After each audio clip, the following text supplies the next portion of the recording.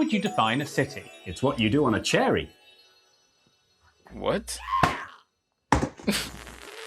How would you define a city? An inhabited place of greater size, population or importance than a town or village. That's better, but wrong. Welcome to Welcome to MapMen. We're the men. And here's the map.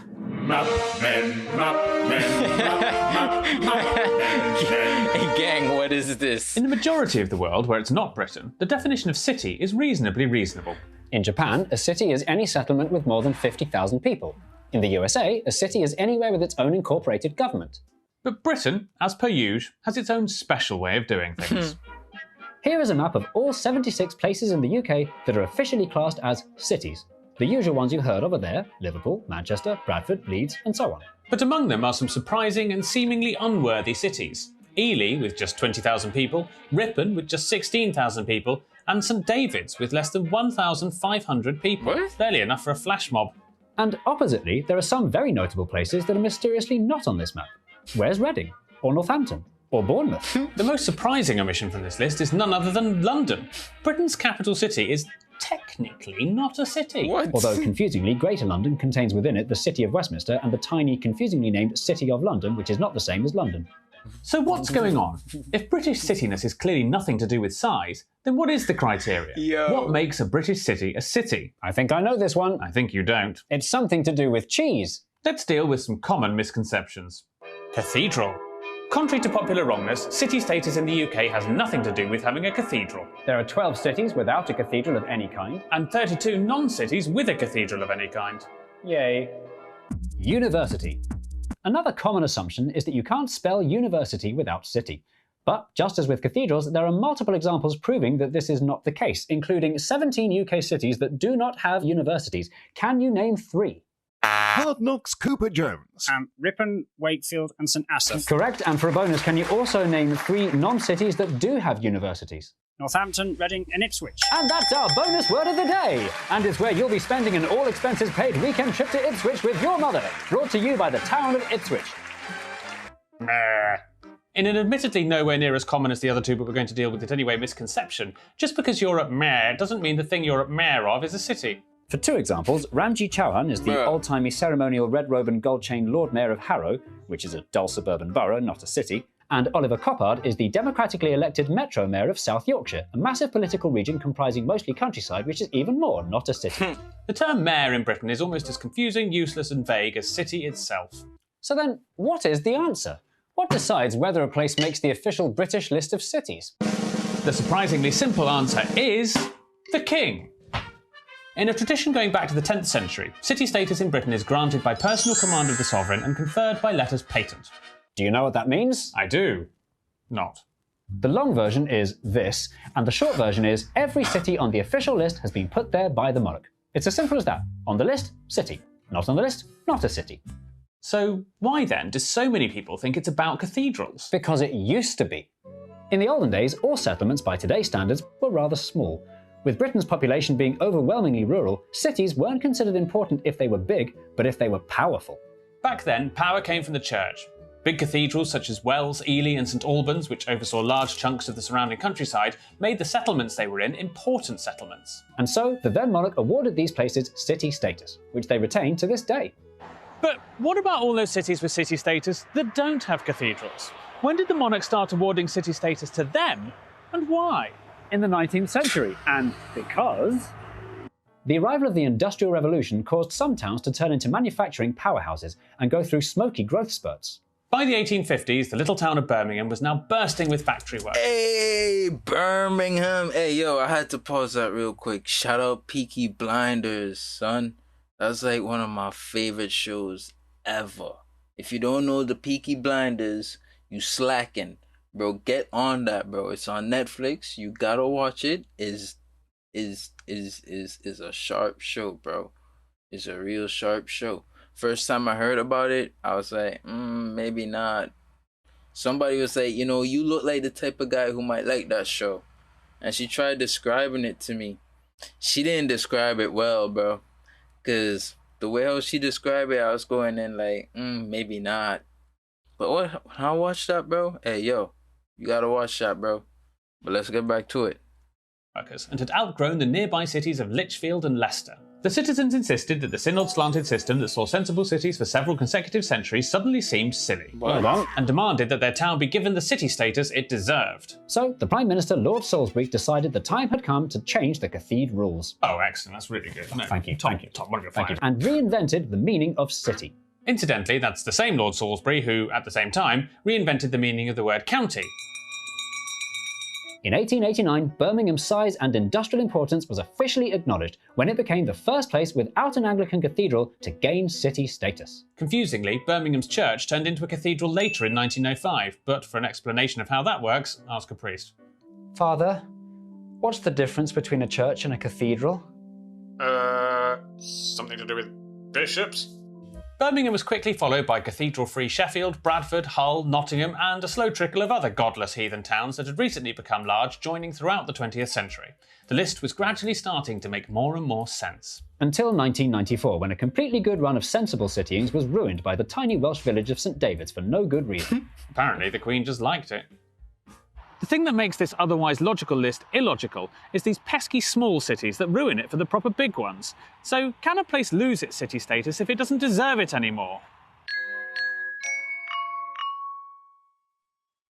Welcome back to Stranded with Songs. Now, before the break, my guest Jimothy Twig's 5 song choices to be stranded on a desert island with were the Ketchup song by Las Ketchup 4 times and the Ketchup song Christmas remix. I regret nothing. Now, as you know, as well as the 5 songs, you also get to take with you one luxury item to the island. What luxury item will you... I will take Surfshark VPN.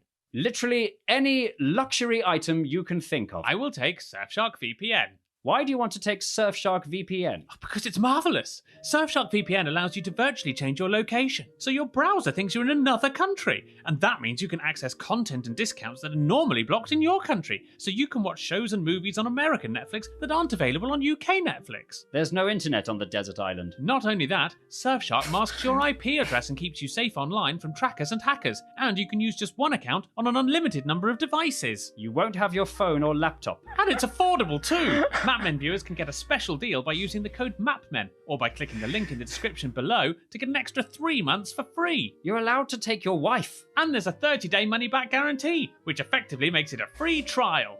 Jimothy Twig, you've been a weird guest. Right, take him away. Where am I going? Desert Island. But I thought the island on Desert Island Discs was only a hypothetical island. Well, this isn't Desert Island Discs. Hey, get off me! Oh, I said it! Surfshark VPN. Literally all you need to survive. Hey, bro, what? In 1998, Little Rochester in Kent, which had been a city since 1211, merged its local council with its neighbours to form the modern unitary authority of Medway. What they didn't realise was doing this effectively removed Rochester from the official list of British cities. The new Council of Medway could have retained city status simply by filling in a bit of paperwork, but they forgot, making poor Rochester the only place in the UK ever to lose its city status. Luckily, the Rochesterians didn't have to wait very long for a chance to put things right. The year 2000 was the roundest date in the calendar in living memory, even for trees. The government celebrated this milestone with a big blancmange, a bicycle wheel, and the announcement of a bidding round for city status. 3 new cities were to join the list, and for the first time ever, any town with ambitions to become a city could apply to be one, and size did not matter. The criteria they were looking for were notable features, historic features, royal features, and a forward-looking attitude. And so, lots of towns submitted bids, each having to provide a 25-page pamphlet and lots of photos explaining why they were worthy. The hot favourite to win was Reading, the largest town in England with a fast-growing tech sector. It boldly ticked all these boxes. And the winners of Millennium City Status 2000 Not Reading. are Inverness, Brighton and Hove, and Wolverhampton. The national bidding for city status frenzy was so much fun, the government decided to make it a semi-regular thing every time the Queen had a party. Newport, Newry, Preston, Stirling, and Lisbon. Not Lisbon. Reading. Lisburn. Oh, Lisburn. Chelmsford, Perth, and St Asaph. St Asaph? Wales ran out of big towns. Bangor, Colchester, Doncaster, Dunfermline, Milton Keynes, Wrexham, and Southend. What? And that brings us to today's grand total of 76 cities. Still 8 in not Scotland, Reading. 7 in Wales, 6 in Northern Ireland, and 55 in England. The question we need to ask, Other than, why did the Queen hate Reading so much? is why bother bidding? Submitting a bid is an expensive business, with tens of thousands of pounds being spent on printer ink alone. So what are the advantages of being a city instead of a town? Extra government funding? Nope. Extra local powers? Nope. Extra promotion for tourism? Who was that? Sorry, typo. The clue is in the name, city status. That's a very good word for it because that's literally all it is. And that's why every town that bids has a different justification for why their bid was bother-worthy. Preston said gaining city status in 2002 put them on the map, even though our research has shown that Preston was already on most maps. Perth claimed that in the decade since becoming a city in 2012, its economy grew 12%, which would be impressive if it weren't for nearby Dundee also growing by about 12%. Towns don't even need to win to benefit from bidding. The parish council of Marazion in Cornwall submitted a no-hoper underdog bid without their bosses in Cornwall ever knowing about it. They were quickly disqualified, but not before the subsequent publicity resulted in a mini boost in tourism. The people who seem to get the most tangible benefit from the bidding process are the government themselves. Awarding city status to an unsung town is a way to appear to show support for it and get some positive PR without having to commit any time or money. True. But is this okay? Is it right that the government of the day gets to mess with the dictionary definition of a geographical word? Is it perhaps time we dropped this nonsense of a system and replaced it with something more meaningful? Nah. The government has 8,007 more important things to worry about than what the meaning of city is. Once those have been sorted, yes, we might look at redefining the definition, and even then, we probably shouldn't. After all, a vague, archaic, mostly harmless tradition fraught with pomp and ceremony and mawkish self-aggrandizing. I'm gonna bring it back real quick, y'all. So far, since I paused it, let me just get my comments on it now, right?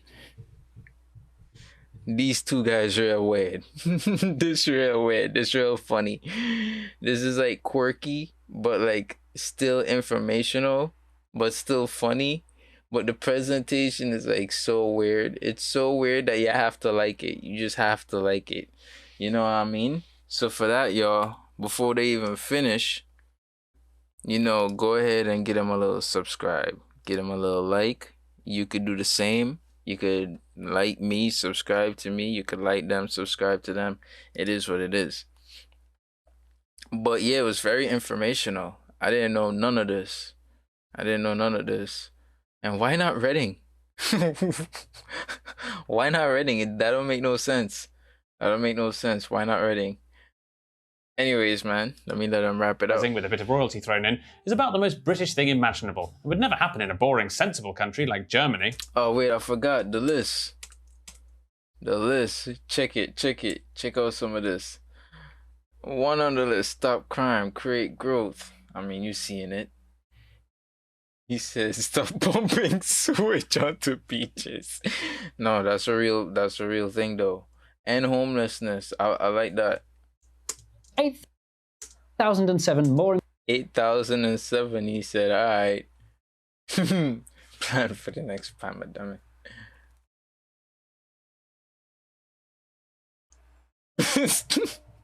Stop psychopaths from becoming CEOs. Oh my goodness. Fix all the potholes.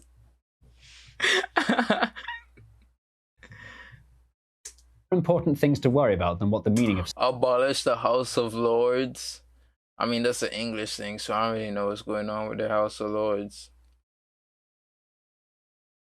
Make museums free. I rock with that. Solidarity with that. You know, as an artist, I feel like, I mean, yeah, we still kind of like, you know, people gotta be paid, you know. I understand that, but like, we could find the monetary income in another way, you know what I mean?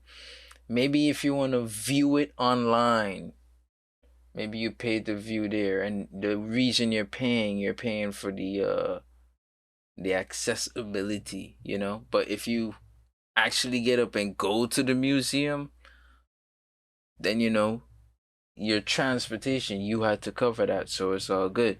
Something like that. I agree with that. That could probably be one. Stop using Jill Sands. Oh my goodness. Anyways, gang, I ain't gonna read all of this. You guys could read this, but install EV chargers. Once those have been everywhere. sorted, yes, we might look at redefining the definition, and even then, we probably shouldn't. He said ban ice cream vans. After all, a vague, archaic, mostly harmless tradition fraught with pomp and ceremony and mawkish self-aggrandizing with a bit of royalty thrown in is about the most British thing imaginable. It would never happen in a boring, sensible country like Germany. Regular rounds of royal city statusing look set to be with us for many jubilees to come. So, if you want your town to become a city, just sit tight and wait, and rest assured that at this rate, every corner of the country will become a city by the year 3000. And the winner is Need for practical services on the M1. Still not Reading. Except Reading. Right. Goodness. Hey. Alright, gang. Moving on to the next one. I'm gonna see y'all in the next video. You have a good day. Draw, paint, write, make a song, make some music, you know. Clean the house. Do something today. Peace and love, yo.